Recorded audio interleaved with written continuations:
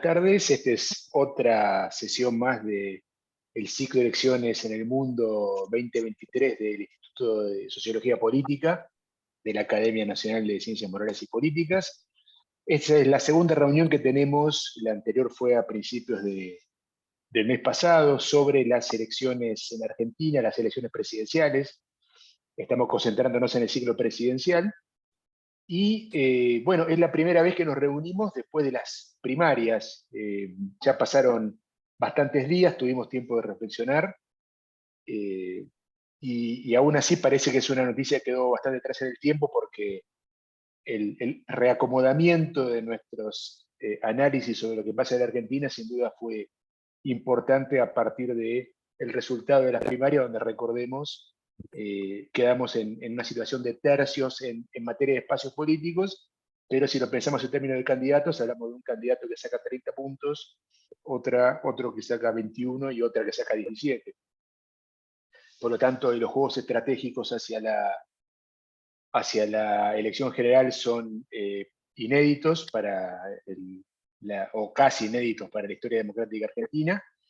Y bueno, tenemos obviamente la irrupción de una fuerza muy nueva, muy nueva, porque ya hemos tenido historias de fuerzas nuevas que aparecen, pero esta es particularmente nueva, en un escenario de enorme velocidad, ¿no? Porque es una fuerza que prácticamente debuta en las elecciones nacionales y alcanza rápidamente un primer lugar, por lo tanto es una situación sin duda llena de interrogantes y desafíos.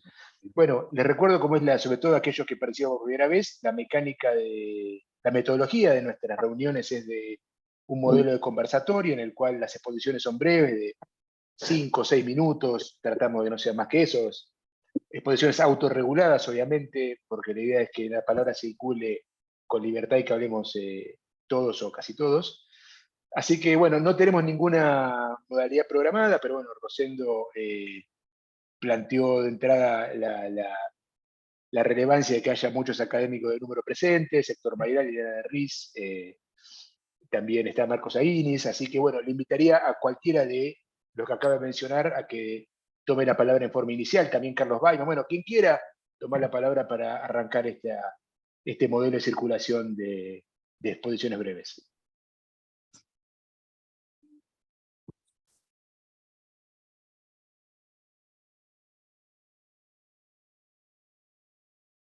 Sí, si nadie habla, teniendo el menor mérito por ser muy recién llegado, yo encuentro aquí una posible similitud con lo que pasó en Chile. Esto es bastante obvio, que la derecha va a ir con su candidato más extremo, y si el balotaje se diera entre Milei y Massa, se podría repetir lo que ocurrió en Chile con Boric y Kast, en el sentido de que es la posición más extrema de la derecha es la que representa ese punto de vista, lo cual implica una debilidad en cuanto a que hay mucha gente que no quiere llegar hasta tan extremo, y eso podría favorecer al otro candidato. Esa fue mi preocupación cuando vi el resultado de las PASO, pero es mi reflexión. Liliana está pidiendo palabra. Bueno, la intervención de Mayral sin duda rápidamente me despertó reacción. Yo creo que no nos podemos comparar Chile, porque Chile, a pesar de la situación actual, de lo que ha ocurrido con la constituyente, de la heterogénea y dispersa fuerza y que enorme caída de popularidad de Boric, es un país donde las instituciones siguen siendo fuertes, no es la Argentina en ese aspecto, y me parece que nosotros tenemos un candidato que ubicamos a la ultraderecha porque sin duda se relaciona en el mundo globalizado de la ultraderecha con Vox, con Orbán, en fin, porque ruge, vocifera, pero en realidad no es una fuerza política, es un liderazgo montado sin organización ni precedentes, probablemente muy bien apoyado por empresarios importantes o por intereses que en él invierten y que viene, digamos, cultivando un estilo histriónico, mediático, llamativo, en fin, es un personaje extraño en la política. Katz es un caballero y no digo qué porque sería lo contrario.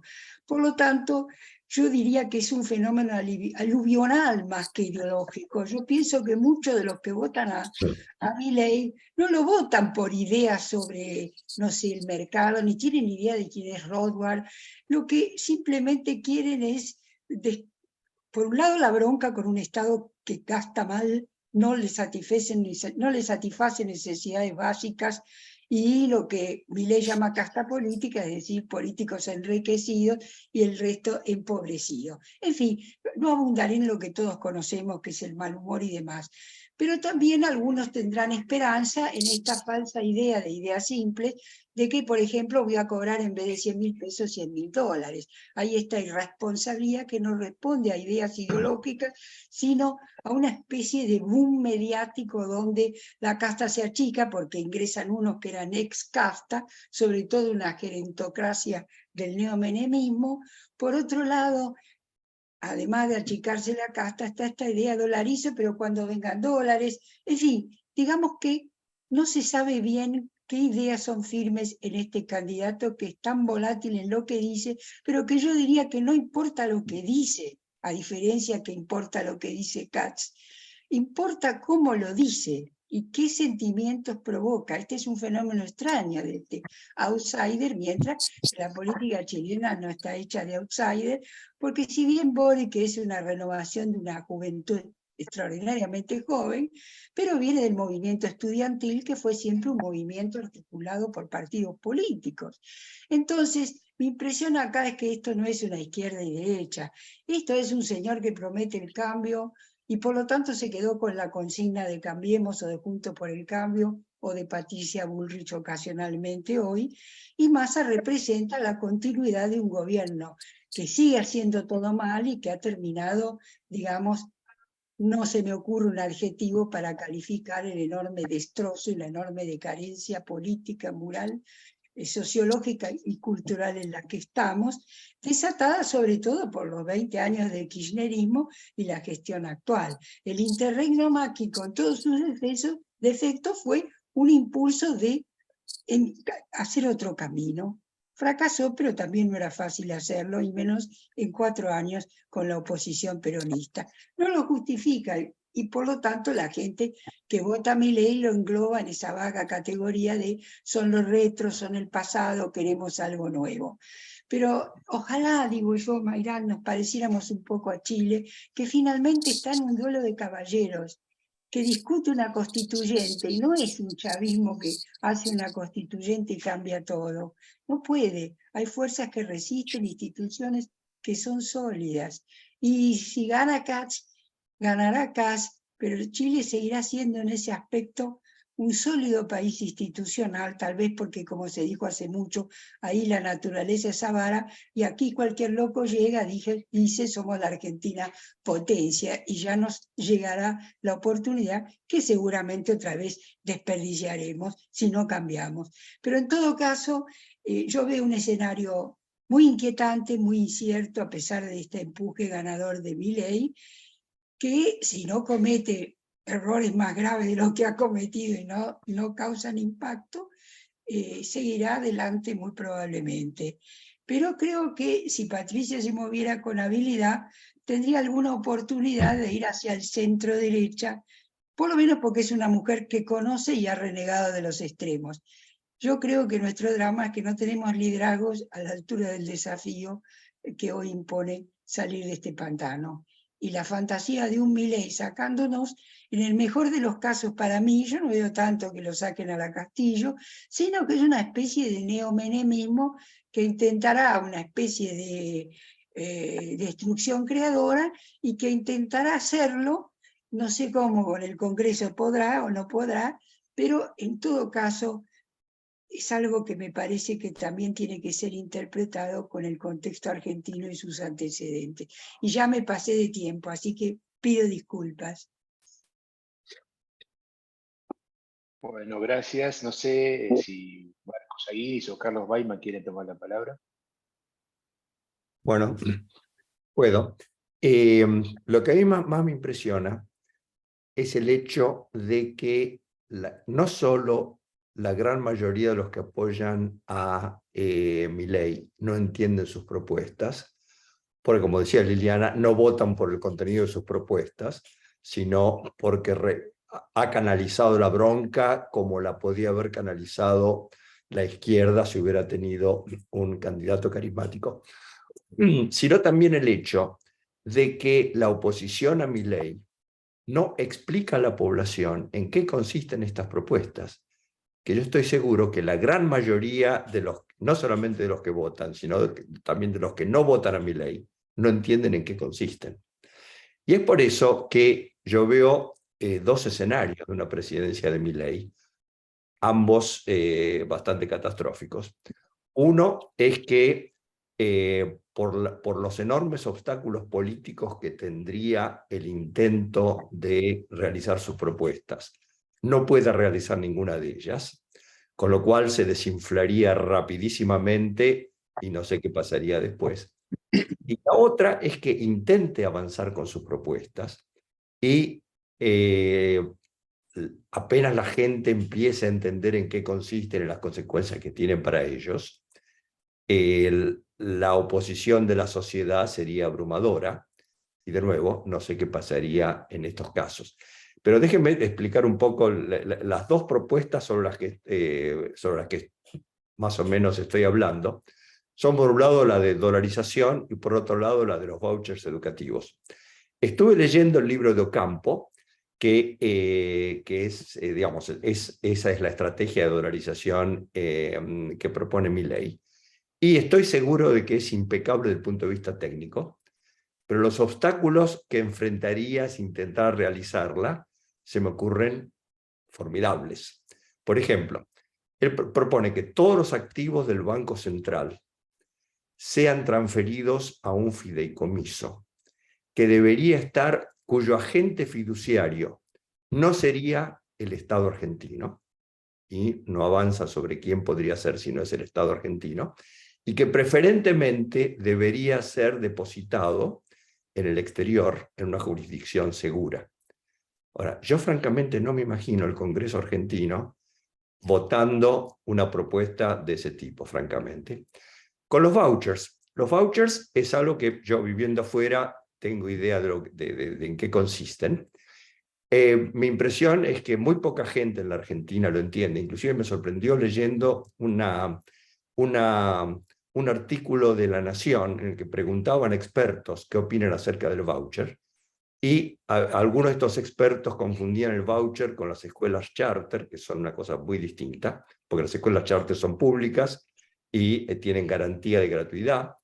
Mi impresión es que cuando la gente empieza a entender qué significan estas propuestas y cómo los afectarían personalmente, la situación sería bastante distinta de lo que es ahora. O sea, la gente tiene confianza en alguien cuyas propuestas no entienden, y especialmente cómo los afectarían a ellos personalmente si se implementaran estas propuestas.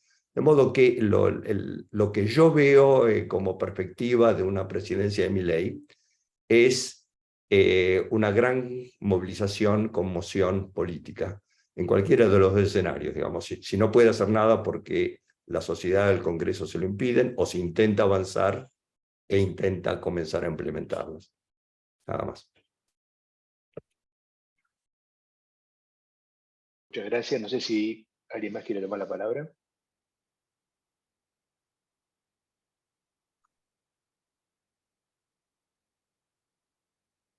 Bueno, entonces, aprovechando el silencio, voy a hacer yo una especie de pregunta disparadora. Eh, Muchas de las cosas que se dijeron recién giran alrededor de Milei como una gran anomalía, pero justamente algo que se había escrito mucho en todas estas décadas de democracia era que el sistema de partidos argentino era una suerte de contenedor del avance de terceras fuerzas, que era muy difícil que se pueda constituir una fuerza nacional muy rápidamente porque el federalismo político y el régimen proporcional mayoritario que tenemos en el Congreso oficia como de barrera de entrada, etcétera.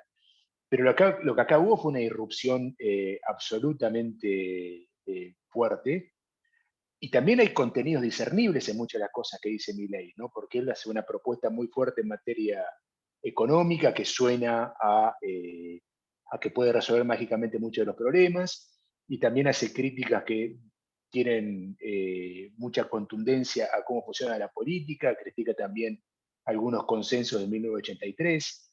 Por lo tanto, pareciera que acá hay, y todo eso lo viene diciendo muy explícitamente, ¿no? Pareciera que acá hay contenidos tal vez aluviales, como decía Liliana, pero que no se pueden soslayar. Digo, tal vez haya una fuerza política muy fuerte detrás de esta corriente electoral, ¿no?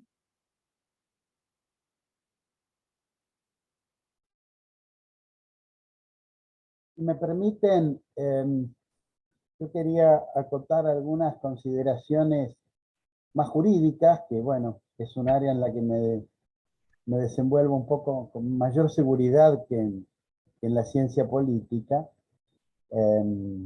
acerca de las propuestas de Milei. Hay dos que son claramente inconstitucionales. El Banco Central no lo puede eliminar, porque si bien nuestra Constitución siguió el modelo de los Estados Unidos, en esto, en relación al Banco Central, se apartó del modelo estadounidense y expresamente dice que el Congreso debe crear un banco con la facultad de acuñar y emitir moneda. Ustedes saben que en Estados Unidos no hay semejante norma. El Banco Central, o la Reserva Federal, existe por ley, no por Constitución. Se creó muchos años después de la Constitución y recién se eliminaron las dudas respecto de su validez a partir de un fallo de la Corte, muy conocido, McCulloch versus Maryland. En la Argentina es totalmente distinto. Ahí no seguimos las ideas de Alberdi, sino que seguimos las ideas de Mariano Fragueiro, que proponía una intervención del Estado un poco más acentuada en la economía de lo que proponía Alberdi, que era muy liberal. Y el Banco Central está en la Constitución, nos guste o no nos guste, no lo puede eliminar. Segundo, la dolarización, a mi modesto entender, también es inconstitucional. Sobre ambos temas escribí sendos artículos que están publicados en la ley, si a alguno les interesa enviar. La dolarización también es inconstitucional porque la Constitución manda expresamente que el Congreso debe fijar el valor de la moneda.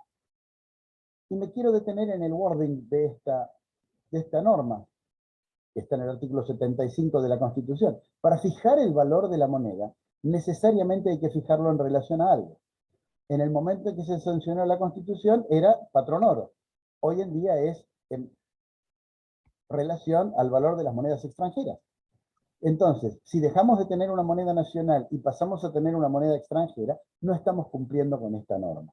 Lo explico muy sencillamente, hay muchos más argumentos, ¿no? Pero no quiero aburrir con minucias jurídicas en una discusión más politológica. Pero estas dos propuestas son claramente inconstitucionales. Esta sería la síntesis y muchas gracias por permitirme participar. Bueno, muchas gracias, Pablo. No sé si alguien más quiere hacer un aporte.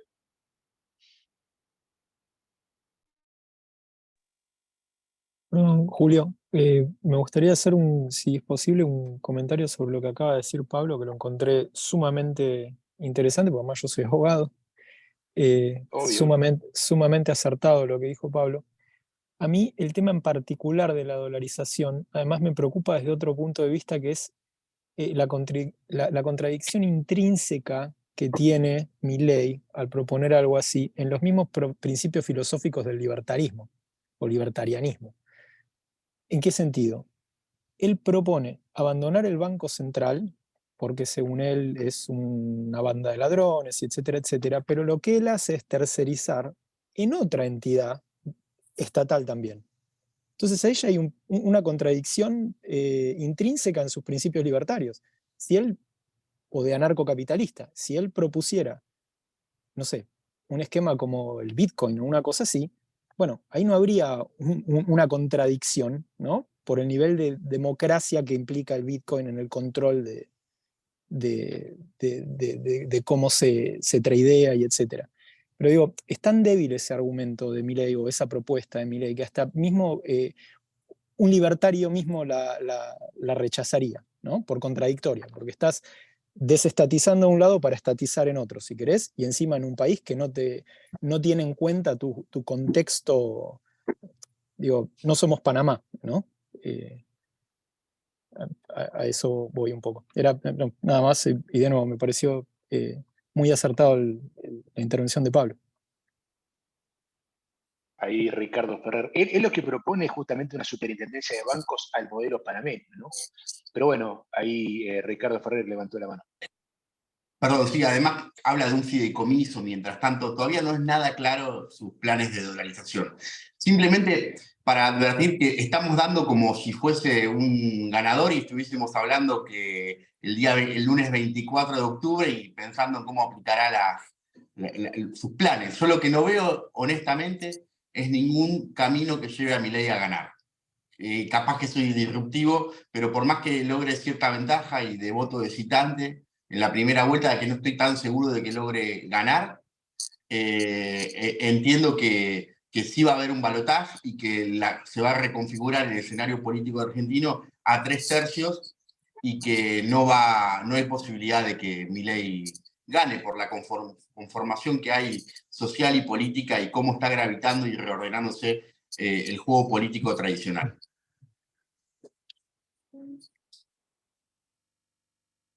Bueno, muchas gracias, Ricardo. Bueno, no sé si alguien más quiere también seguir esa línea, ¿no? Pues nos pusimos a hablar de Milei y tal vez no sea ese el escenario base.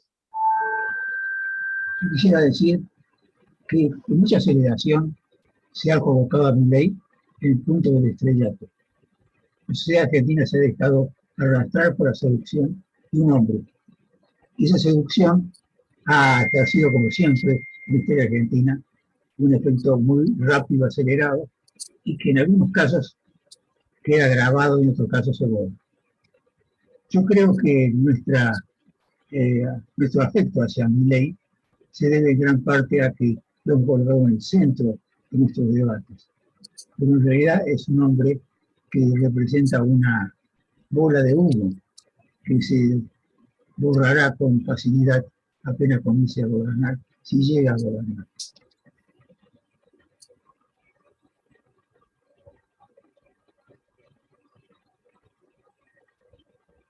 Bueno, muchas gracias, Marcos. Alguien había levantado la mano, pero no recuerdo bien quién.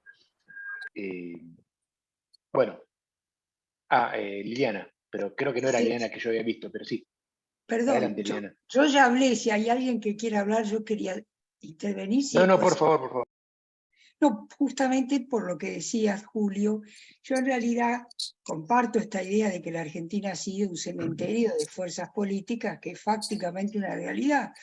Pero esto es un fenómeno tan novedoso, primero que sea una fuerza de derecha o de ultraderecha, que además se proclame tal, que esté globalizada, que no tenga partido ni organización y que haya convertido su liderazgo en un liderazgo nacional. Esto es lo que a mí me inquieta, porque cuando pensamos que como le había ido tan mal en las elecciones provinciales no coordinadas y pensamos que el fenómeno era algo que iba a ocurrir y basta, ocurrió simplemente que la votación entre las elecciones provinciales y la nacional fue sumamente diferente, y que cuando las provincias votan y no son cargos locales los que se votan, parece que votan por una cosa entelequia que es la nación de otro modo.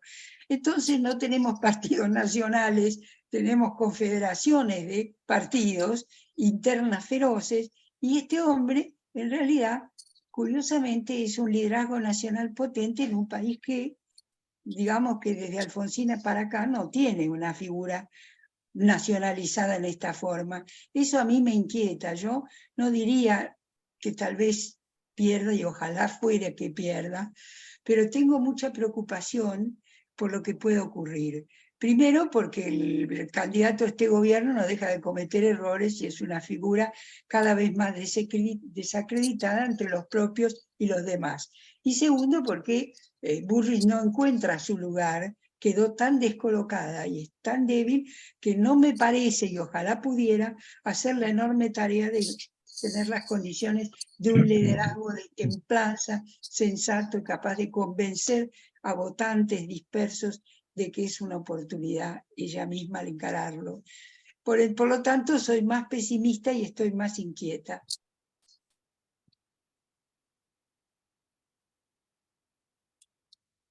Gabriel Puricheri levantó la mano. Sí, yo quería retomar un poco lo de Ricardo Ferrer Picado, que afirmaba fuertemente la imposibilidad de que Milei gane, y sin entrar en absoluto en una discusión planteando lo contrario, lo que sugeriría es un poco desarmar el juego que está planteado en la elección y a partir de ese desarmado del juego preguntarnos cuáles son las posibilidades, ¿no? Entonces me parece que ahí hay una primera cuestión, es que el voto de Milei está particularmente bien distribuido y ha alcanzado una transversalidad social muy interesante, que le da mucho potencial porque tiene muchos votantes que son que están repartidos en todo el país, pero que además están repartidos en la geografía social del país de manera bastante pareja y con mucho potencial de influenciar a electorados tanto geográfica como socialmente cercanos. Esto es un potencial que evidentemente ese tercio que logró reunir Milei en las PASO, que es necesario señalar. Por el otro lado, el 13 de agosto, más allá de una configuración en tercios, no entre los candidatos, sino entre las fuerzas, porque bien lo señaló al principio Julio, los votos individuales no estuvieron repartidos en tercios, el único que estuvo cerca del tercio fue justamente Javier Milei, pero el 13 de agosto se dirimió de alguna manera también el liderazgo de la oposición. Y ahí Milei emergió claramente como un vencedor respecto de todos los demás candidatos, tanto los que fueron eliminados de las PASO por no alcanzar el 1,5, como los que siguen en carrera y ganaron en sus respectivas coaliciones. Entonces, la cuestión de la interna opositora, que en la configuración que imaginábamos un año atrás, básicamente era la interna de Juntos por el Cambio, bueno, la interna opositora fue más amplia y ahí Milei emergió también como ganador.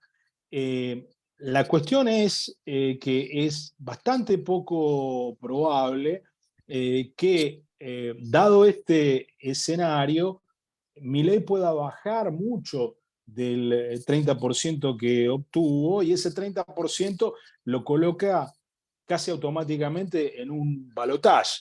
La pregunta en el escenario de balotaje es si con una configuración tan ampliamente mayoritaria de quienes se consideran a sí mismos opositores, Sergio Massa, en caso de ser él quien lo enfrentara en segunda vuelta, tiene alguna chance.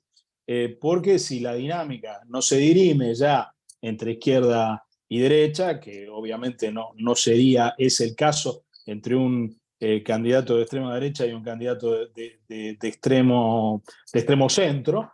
Entonces, en ese escenario se plantea esa cuestión y se me hace difícil que esta configuración de una amplia mayoría social opositora, que en Argentina ya tuvo oportunidad de manifestarse en las elecciones del 2021 y que no parece haberse debilitado en estos años, se me ocurre un escenario muy poco favorable para Sergio Massa.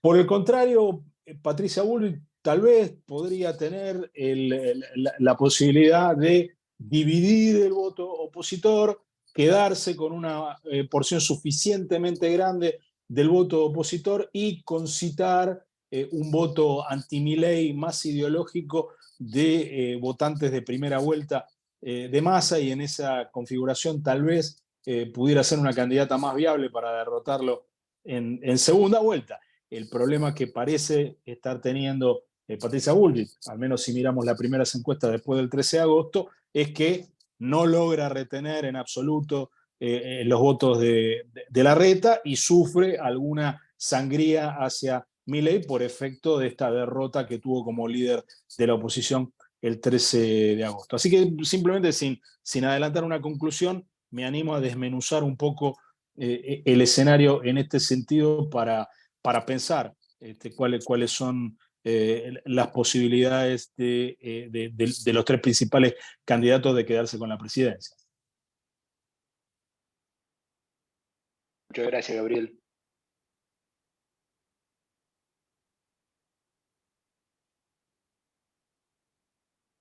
Bueno, sobre esto que planteaba Gabriel, casi me planteo una pregunta yo, pensando también en Ricardo y alguno que otro que veo conectado que está vinculado a alguno de los tercios, porque en esta primera etapa de la campaña hacia octubre se ve como que los candidatos están un poco solos, ¿no? Ayer se presenta Patricia Bullrich con su equipo de ministeriables y no se vieron figuras demasiado fuertes, además del cuestionamiento a Mauricio Macri.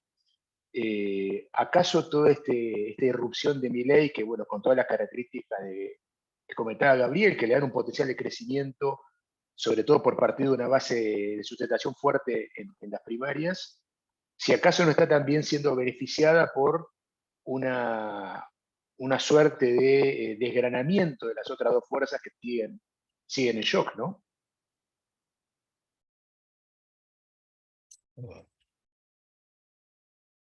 Mayrar levantó la mano y Antonieta Prates. Sí, por favor, que tome la palabra directamente. Bueno, yo me pregunto cuál en serio se toma el votante medio las PASO. Es decir, me da una sensación que así como en el 19 hubo después una recuperación importante del PRO, la gente manifestó su desazón, su mal humor con la forma como el PRO había actuado, pero después en parte recapacitó.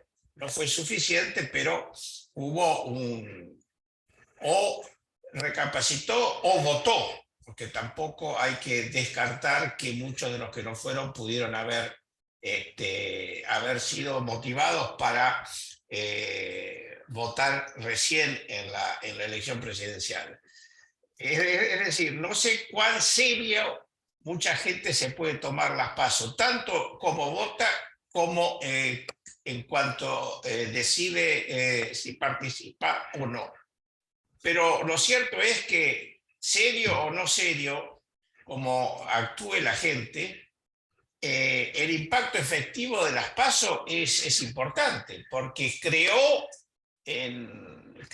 una especie de onda ganadora que hoy día tiene un efecto político importante. Así que yo no sé si las PASO debieran mantenerse, porque me da la sensación que es no sé hasta dónde la gente concurre a las PASO con la misma seriedad con que concurre a las elecciones después presidenciales. Muchas gracias. Bueno, Anto, ¿querías hacer un comentario? Hola, buenas noches.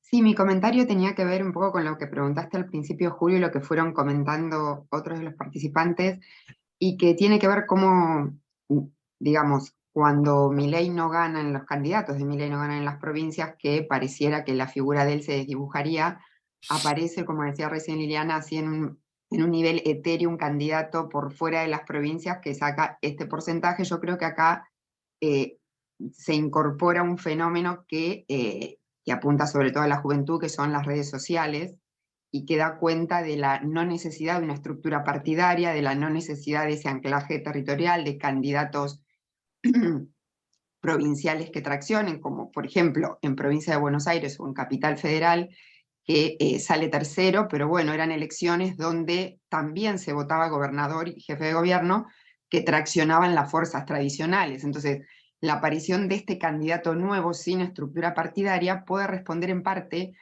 a la campaña que hizo él en redes sociales, que apuntó a una franja etaria que va de 16 a 30 años, franja etaria que ningún otro candidato se dirigió específicamente, que es un alto porcentaje de los votantes hoy, que ocupa todas las clases sociales, y que además yo tengo hijos adolescentes y escuchaba, aparece en TikTok cada tres minutos aparece un anuncio de él con estos mensajes vacíos, insostenible, un programa insostenible, pero bueno, dirigido a un colectivo grande y desoído, ¿no? Entonces me parece que el fenómeno de su irrupción en el espacio político tiene mucho que ver con esto también, la no necesidad de la estructura partidaria y territorial. Y después de las PASO, la novedad de que empieza a aparecer en los medios tradicionales y empiezan a aparecer nuevas figuras que lo acompañan, que vienen de las viejas estructuras políticas en muchos casos, y que de alguna manera vienen a moderar un poco ese programa inviable e insostenible, a moderarlo un poco, que también coincido, no me acuerdo quién fue que comentó, que si él sigue apareciendo y hablando en estos 50 días que quedan, probablemente se desdibuje por el propio votante de ver la imposibilidad o los impactos que pueda tener en la vida de cada uno, ¿no? Pero claro, el vacío del mensaje en las redes sociales puede hoy, que aparece en programas de televisión mucho más presente casi todas las noches, puede un poco desdibujarle, creo yo, el caudal disminuirle el caudal de votantes por ese impacto que puedan tener, o bueno, o si lo aumenta por el efecto ganador, o bueno, una vez que gane se verá, como otro de los comentaristas dijo, que puede ser una debacle social por la oposición del Congreso, todas políticas, muchas de ellas inconstitucionales, que el Congreso no acompañaría, o bueno, lo hará fuerza de DNU con las consecuencias que puede tener eso sociales y políticas.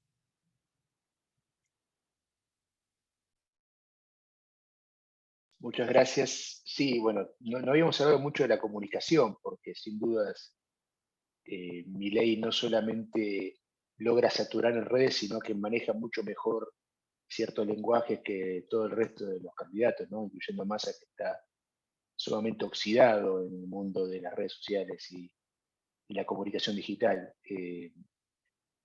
Pero sí, también es un punto seguramente muy importante para entender todo el fenómeno, ¿no? Porque buena parte de lo que estamos analizando tiene que ver con eso. Diego Miranda levantó la mano. Adelante, Diego. Buenas tardes, nuevamente muchas gracias por la invitación, como siempre. Un punto que me parece importante recalcar es la diferencia de votos que obtuvo Milei en provincia capital, lo que uno hubiera pensado hubiera sido su base fuerte, y el voto que obtuvo en provincias tradicionalmente calificadas en la literatura como periféricas, particularmente el norte, o más notablemente el norte. Esto ha dado lugar, como seguramente todos están informados, a ciertas teorías conspirativas con respecto a cómo se explicaría un 50% del voto en una intendencia de Massa, o de una persona de la línea de Massa. Una de las cosas que creo que quizás no estemos tomando en cuenta por la poca experiencia que tenemos con un sistema de primarias abiertas, es el valor estratégico del voto. Más allá de aparatos o no aparatos que existan, que los hay.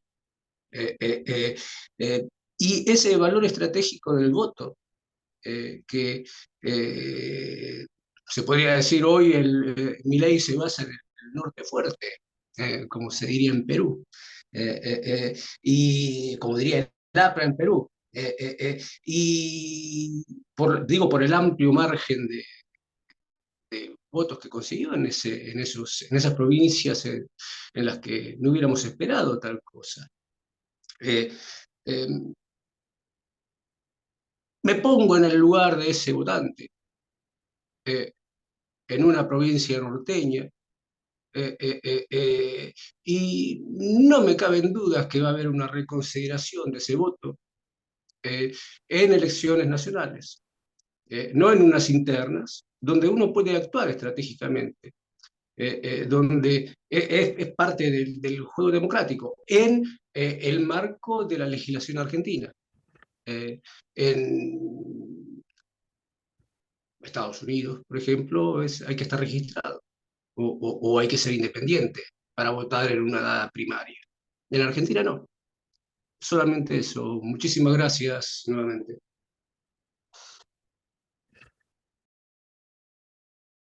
Gracias, Diego. Gabriel Puricheri levantó la mano. Adelante, Gabriel. Sí, solo si no hay nadie más, ¿no? Porque no querría repetir sin que intervengan otros antes, ¿no? Pero bueno, muy rápidamente.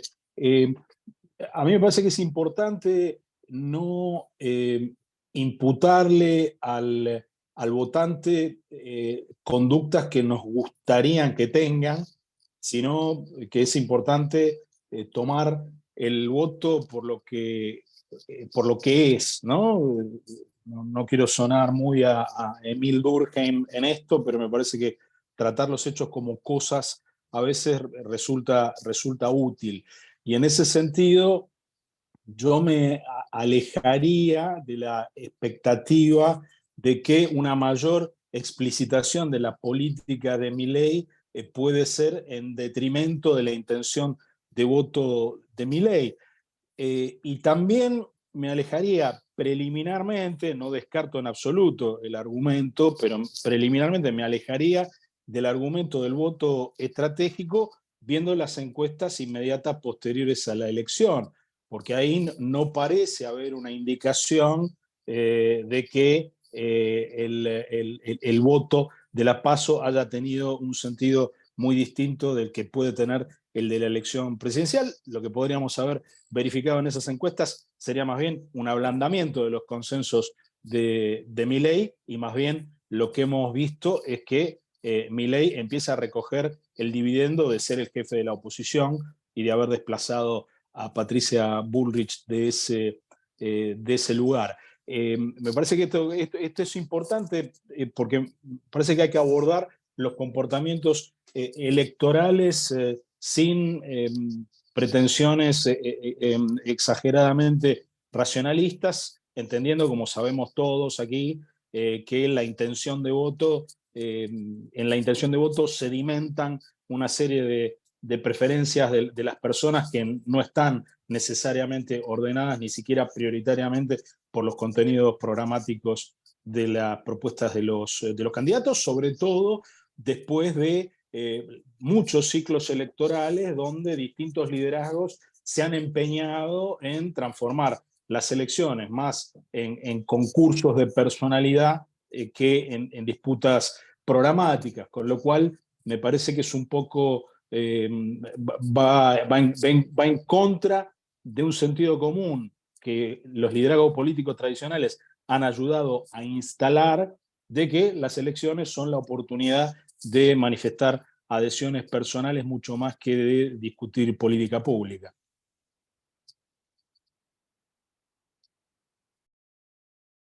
Muchas gracias, Gabriel. Hay todo un área para indagar un poco más, que es la relación entre el fenómeno Milei con los votantes peronistas, sobre todo en aquellos lugares donde mejor le fue, y también con la dirigencia peronista, ¿no? Bueno, nadie comentó mucho este tema, pero aparecieron diferentes guiños de gobernadores e intendentes del peronismo hacia Milei y sindicalistas también, que parecieran formar parte de toda esta discusión. No sé si alguien quiere comentar sobre esto.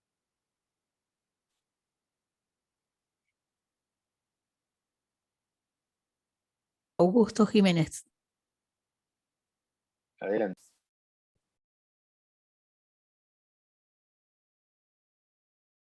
No sé si me escuchan bien. Acabo de desmutearme. No sé si se escucha bien el audio. Es correcto, bárbaro. Bueno, gracias ante todo por la posibilidad de participar, particularmente al profesor Carlos D'Agostino, que no vi que esté presente, pero él siempre me invita generosamente a escuchar.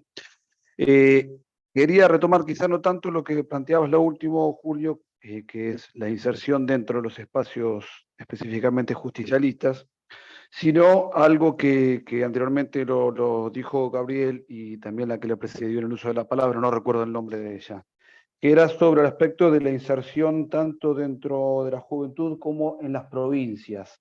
Y lo saco a la luz porque tuve la experiencia en los últimos días de viajar a las provincias, viajar al interior, particularmente a Jujuy, y poder hablar con alguna gente joven que se engancha un poquito también con el vínculo con aquellos que tenemos hijos en edad de adolescencia. Y en ambos casos me sorprendió el grado de llegada del discurso de Milei, de sus apreciaciones, y me sorprendía mucho cómo era que había llegado, digamos, tanto en el aspecto generacional como en el aspecto territorial, ¿no? Creo que uno de los lugares donde más fuerte logró su elección es en San Antonio de los Cobres, en la provincia de Salta. Y uno se pregunta cómo es posible sin un candidato en la zona y sin siquiera haber visitado la provincia haya logrado una profundidad en los jóvenes y en un lugar tan alejado del centro. Y creo que tiene mucho que ver, digamos, con los dispositivos, con las redes sociales, con la posibilidad de llegar a determinado sector de la población, a la gente joven, que se informa, se informa y forma sus criterios en base a los contenidos de los videos, de las redes sociales, TikTok, y a partir de eso se generan muchos, interpretaciones que son simplificadas, pero es propio obviamente de la gente joven. Y también hay una cuestión que me vine anotando hace varios días y que estoy pensándolo, lo planteo como una inquietud más que como una afirmación. Yo creo que, digamos, el discurso que plantea Milei y el grupo de gente que lo rodea viene a romper un poco aquellos consensos tanto implícitos como explícitos que se establecieron de la restauración democrática, ¿no? Del año 83 para ahora. Yo anoté al menos 3, pero puede haber muchos más que se me escapan. Digo, un consenso de la clase dirigente de la Argentina era la inserción internacional del país, ¿no? Cómo se insertaba en el mundo, y creo que no había grandes discusiones en la idea de una Argentina multipolar o participando en diferentes espacios internacionales. Y me sorprende, que el discurso de Milei, del grupo que lo rodea, sean tan explícitos en un alineamiento, digamos, claramente con Estados Unidos y con Israel. Es una cosa que por lo menos yo no lo había escuchado tan explícito en los últimos años. Otro consenso que veo que intenta romper esta inserción es la cuestión de los derechos humanos, ¿no? Tanto en el aspecto de la intervención de las Fuerzas Armadas en la seguridad interior, que era algo que desde el 85, 86 para acá también no tenía discusión, como en la interpretación de los hechos ocurridos en la década del 70. Y particularmente un consenso que en el caso particular mío me llama mucha atención por mi idea justicialista, mi idea peronista de las cosas, es sobre claramente cómo apunta la idea de justicia social, que si uno también lo analiza, digamos, del año 57, la Convención Constituyente, y mismo en la Convención del 94, eran aspectos que prácticamente ningún partido político ponía en discusión, y en este caso Milei lo hace explícitamente y lo considera como uno de los problemas por los cuales estamos como el país está hoy en día. Obviamente el país, todos reconocemos y somos conscientes que está muy mal, pero bueno, creo que ha logrado atribuir a determinadas interpretaciones propias, llevarlas hacia la idea del conjunto, digamos, que los problemas que él entiende que son los problemas del país, una parte importante de la sociedad los ha tomado como propios. Así que, bueno, gracias por darme el espacio de brindar mis opiniones. Muchas gracias.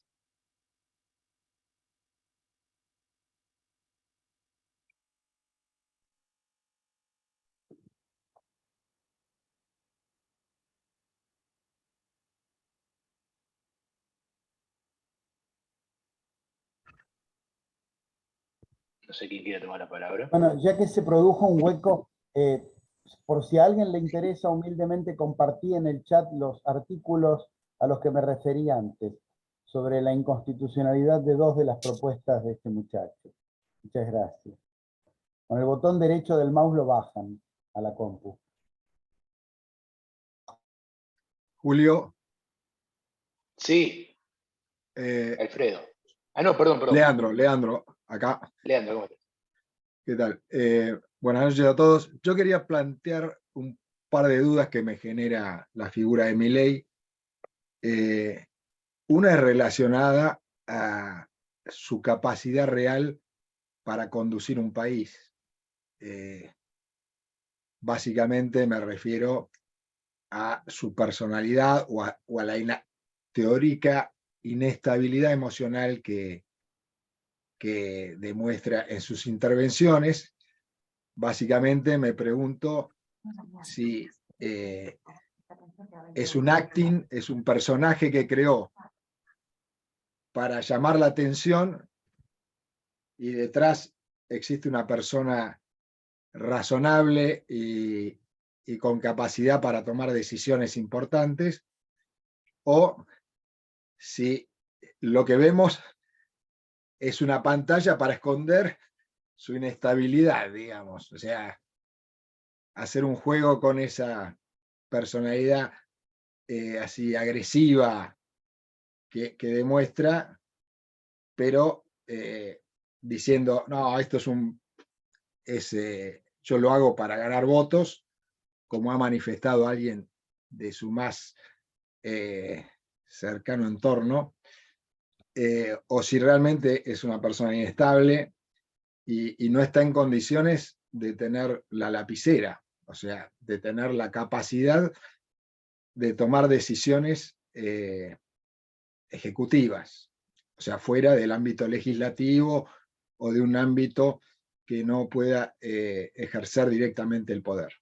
Esa es la primera duda. Y la segunda, que también tal vez esté relacionada, es los apoyos y la gente pensante que lo apoya, como Carlos Rodríguez, Diana Mondino, el mismo Campos y varios otros que están cercanos a él y que, por lo menos desde mi punto de vista, son personas bien pensantes y racionales. No sé quién está en condiciones de contestar, no sé si el doctor Rosendo Fraga o quien crean conveniente.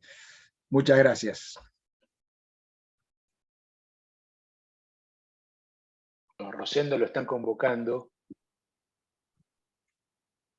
Yo agregaría, antes que tome la palabra Rosendo, si quiere, que no sé si hubo un presidente con mejores condiciones de estabilidad personal y apoyos legislativos que Alberto Fernández.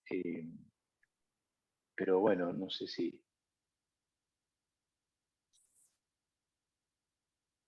Gracias, Julio. Realmente para mí han sido muy valiosas todas las opiniones, me han aportado mucho. Yo digo primero, y todo lo tío Ritz, el fenómeno global y Milei. Milei es la manifestación local de un fenómeno global, ante todo. Ese fenómeno yo lo llamo derecha antipolítica. Algunos tienen más nacionalismo, menos nacionalismo, más anti-inmigración, menos anti-inmigración, más conservadurismo, menos conservadurismo. Pero, y cada país, en nuestro país las circunstancias son obvias. Se da el fenómeno en un momento de que la situación económico-social es realmente crítica y acumula mucho tiempo de frustración. La historia. Yo creo que acá, y este es el problema, si la Argentina a partir del 46 hasta hoy, hasta las PASO funcionó con un bipartidismo atenuado, pero bipartidismo. El peronismo fue un eje permanente y el radicalismo fue el otro eje permanente. El radicalismo perdió terreno, pero en estas PASO los dos candidatos a vicepresidente juntos eran radicales. Y en la ciudad de Buenos Aires, por un punto, el candidato radical nos impuso a Jorge Macri. Entonces, dos ejes bastante claros, radicalismo y peronismo de sistema. Esto es lo que ha entrado en crisis. El impacto es que un tercero que podía romper esa bipolaridad, ese bipartidismo atenuado, no, yo creo que nunca hubo una expresión del 46 de Praga que amenazara al bipartidismo atenuado como este. Después podremos discutir una serie de cosas. Ahora, yo veo fenómenos muy singulares, aparte de eso. Un fenómeno muy singular es la politización de los menores de 14 años, de la franja de 8 a 14. Fenómeno singular porque los 2 a 14 ven las cosas de forma diferente a sus padres, ¿no es cierto?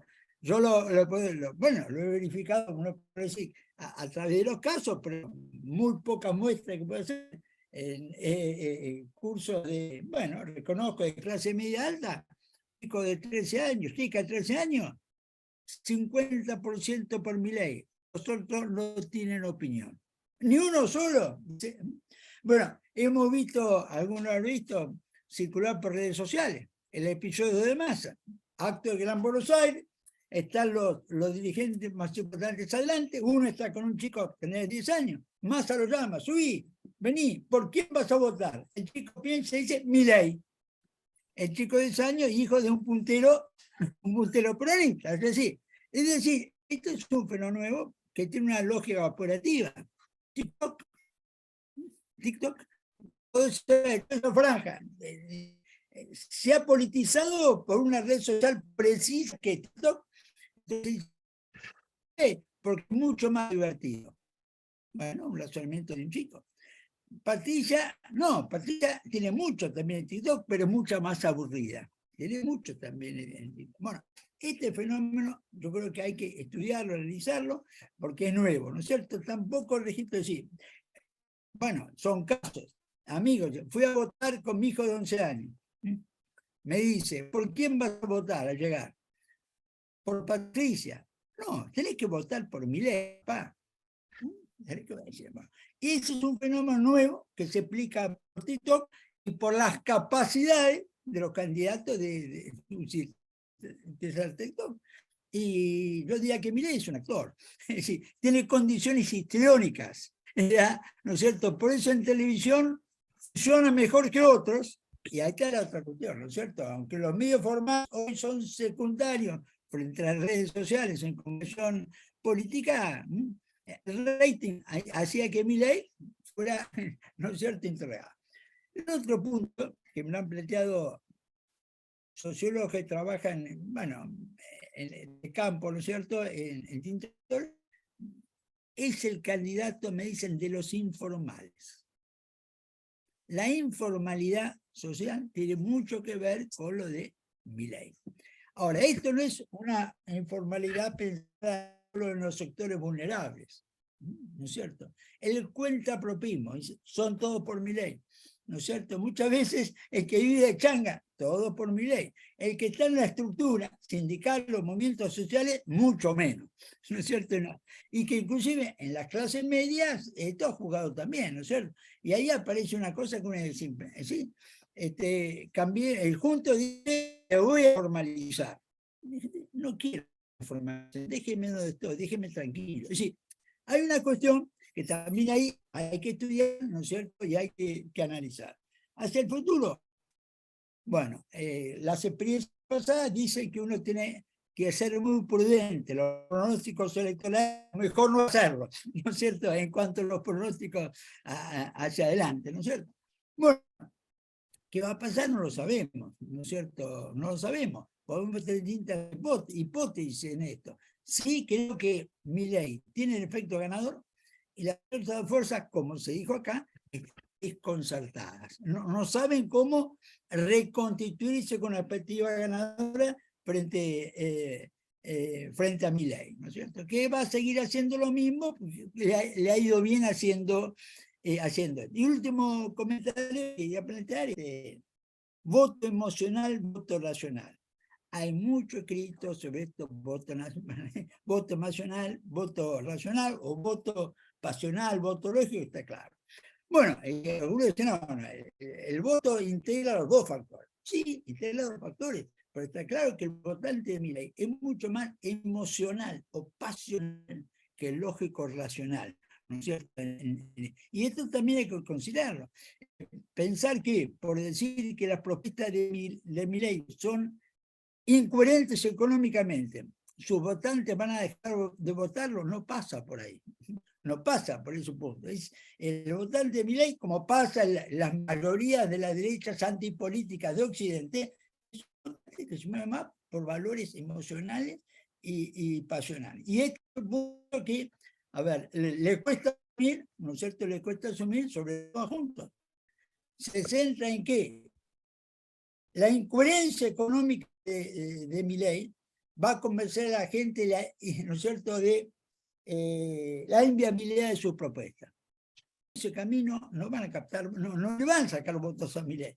Es decir, y eso me parece que es en gran medida la limitación que es todo esto, ¿no es cierto? La limitación. No es el voto racional, lógico, está debilitado hoy en la crisis. Y la oposición tiene que... Y el último tema. ¿Qué hacer? Yo creo que acá se planteó algo que para mí, bueno, yo estoy diciendo lo que para todo desde el punto de vista del derecho constitucional, para mí lo planteó Pablo Manili, creo que es el punto operativo central frente a un fenómeno de estas características, que analizado comparadamente son fenómenos que tienden a expandirse en cuanto al poder, ¿no es cierto? Acá es muy importante el marco de contención, la regla de juego, la Constitución. ¿Qué se le permite a Milei? Lo que le permite la Constitución. Que no se le debe permitir a Milei lo que no le permite la Constitución. Pero lo que dijo Manili, yo lo vengo y lo he planteado. Es decir, lo del Banco Central es una atribución que la Constitución pone en el Poder Ejecutivo, Banco Federal para emitir moneda. Banco Federal es el término exacto que pone la Constitución. Es decir, disolver la Constitución es claramente inconstitucional. No es un problema de interpretación. Está escrito que es una atribución del presidente. Ahora, es fundamental, ahora hablo desde el punto de vista ciudadano, confrontar a Milei con la Constitución. Es decir, con la Constitución. ¿Cierto? En ese punto. Porque los momentos que Milei fuera gobierno, ese es muy, yo creo, muy importante. La letra de la Constitución, que muchas veces muchos la declaman, pero que después no la conocen, ¿no es cierto? En este sentido. Bueno, bueno, esto puede cambiar mañana. La palabra Constitución no está en el léxico de Milei. Yo no he visto que él no está en el léxico de Milei. Por ahí cambia y mañana la empiezo a usar, ¿no es cierto? Bueno, nada más.